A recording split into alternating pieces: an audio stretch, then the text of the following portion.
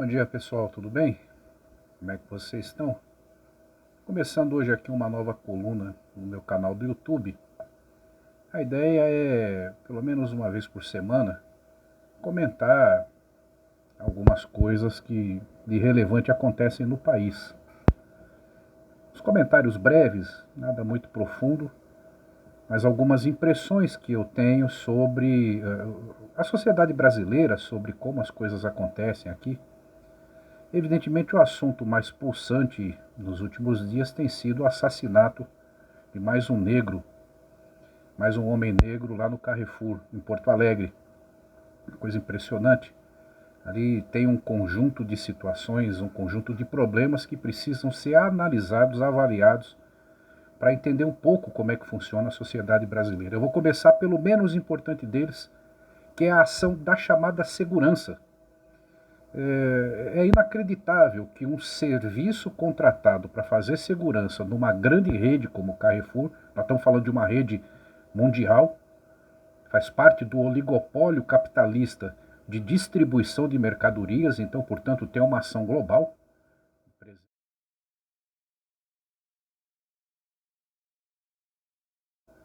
Presente em boa parte dos países. É impressionante como uma rede assim contrata um serviço de segurança terrível, péssimo. Não é profissional aquilo.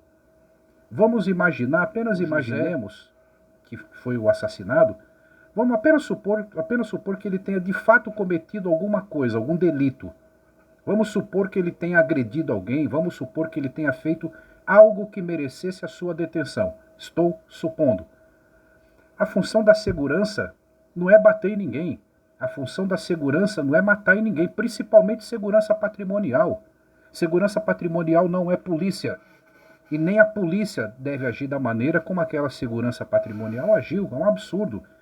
Tem um sistema de segurança, tem um cliente, seja lá quem for, que comete aos olhos de quem trabalha no mercado algum tipo de problema, cometeu algum delito, cometeu algum tipo de injúria, algum tipo de xingamento contra funcionários. O papel da segurança profissional é, ali naquele momento, apreender a pessoa, chamar a polícia, que é quem tem efetivamente o poder de investigar, de analisar e de eventualmente enquadrar a pessoa judicialmente nos termos da lei. Esse é o papel da segurança profissional. O que a gente tem visto em vários serviços de segurança privada, e no caso do Carrefour, ainda por cima tem um PM envolvido.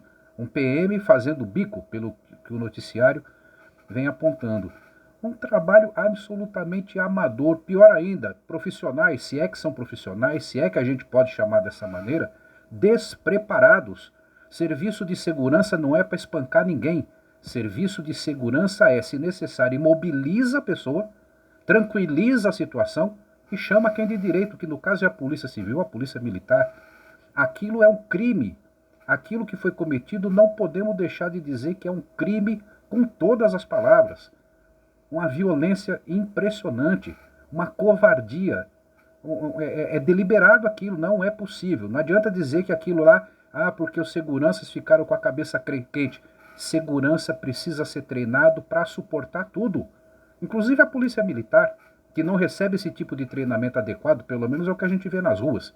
A polícia militar, por qualquer motivo, por qualquer coisa, sai distribuindo porrada, bomba de gás lacrimogênio, bala de borracha. Então, esse é um primeiro problema que precisa ser analisado. E como eu disse, é o menos importante. Agora vamos ao mais importante. Aquilo é uma prova, mais uma, eu não sei como é que as pessoas ainda se negam a enxergar essa realidade, é mais uma prova daquilo que nós chamamos de racismo estrutural no Brasil.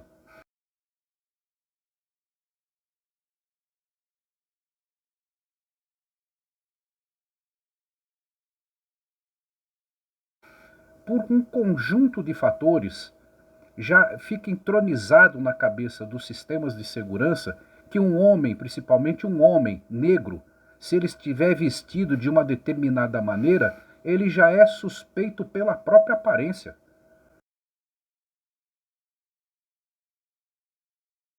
Isso é racismo estrutural? Sim, não dá para a gente negar isso. E ali você tem uma situação, muita gente, né? Muita gente que eu digo várias pessoas minimizam, tentam minimizar o fato, dizendo o seguinte: é natural que a maioria dos marginais, dos bandidos, dos delinquentes sejam negros. Natural? É natural? Isso não é natural.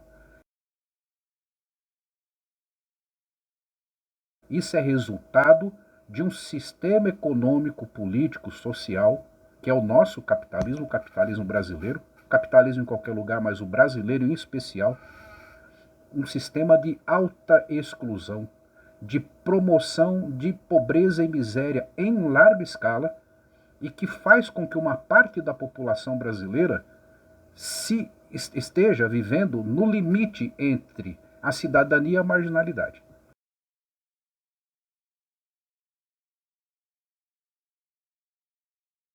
Então nós temos uma situação econômica e social estruturalmente voltada para a produção de violência social em larga escala. Aí, bom, o que é que você tem? A maioria do povo brasileiro que se encontra em situação de pobreza e miserabilidade é negra, preta, parda, como diz aí as classificações de etnia aqui no Brasil. Então, isso não é natural. Não tem nada natural nesse negócio. Isso é parte de uma herança perversa que nós herdamos do sistema colonial brasileiro, do sistema colonial europeu implantado aqui no Brasil, a ferro e fogo, sobre os indígenas, sobre milhões de africanos escravizados que chegaram ao Brasil para servir de mão de obra gratuita, para alimentar o capital internacional, porque o tráfico negreiro gerava rendas absurdas para o sistema colonial europeu, para o sistema de circulação monetária da Europa, circulação de ouro, prata, que era a moeda do comércio internacional durante o período da escravidão. E isso vem com impacto enorme para o desenvolvimento do Brasil pós-independência, pós-monarquia, pós-fim formal da escravidão em 1888. Essa herança ela fica entranhada na sociedade brasileira. Esse processo de exclusão em massa, ele continua presente na sociedade brasileira. Então, portanto, é importante, né? Eu penso que é preciso refletir sobre essas coisas. Não apenas refletir. Refletir também, a gente pode ficar refletindo aqui o resto da vida e não resolve nada. Nós precisamos agir, nós precisamos desenvolver um processo sistemático de superação, primeiro de um sistema econômico excludente, produtor de miséria e pobreza em larga escala, de exclusão social às dezenas de milhões dentro do Brasil, combinando isso com um conjunto de ações culturais, educacionais, a promoção de uma educação escolar formal voltada para o combate ao racismo. Então, portanto, é no âmbito da educação, no âmbito da cultura, nós precisamos fazer isso também, mas acima de tudo, conectado a isso, mas acima de tudo, desenvolver a economia brasileira, desenvolver uma forte política de emprego e renda com base nas necessidades do país, com base na retomada de um projeto nacional de desenvolvimento, com a retomada do processo de industrialização, de um investimento pesado em geração de emprego com qualidade. Porque também não adianta dizer que está gerando emprego, subemprego, para ganhar menos do que o salário mínimo. São dezenas de milhões de pessoas no Brasil que recebem menos do que o salário mínimo. São mais de 40 milhões de brasileiros que recebem um salário mínimo por mês.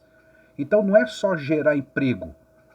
Agora está gerando emprego, mas qual é a qualidade do emprego? E qualidade do emprego tem a ver com desenvolvimento econômico acentuado, qualificado, investimento em tecnologia de ponta, em industrialização sustentável, em promoção de uma política de médio e longo prazo de forte educação, uma educação que combine a promoção da técnica, a promoção da mão de obra, ao lado de uma educação humanística, qualificada, crítica, e que permita aos cidadãos e às cidadãs entenderem que país eles vivem, quais são as contradições, quais são os problemas, qual é o fosso social que separa as classes sociais aqui no Brasil, para que a gente possa ter um Brasil minimamente desenvolvido ou adequadamente desenvolvido e que evite esse tipo de situação perversa, a pobreza, o racismo estrutural, retroalimentando o sistema de exclusão a violência social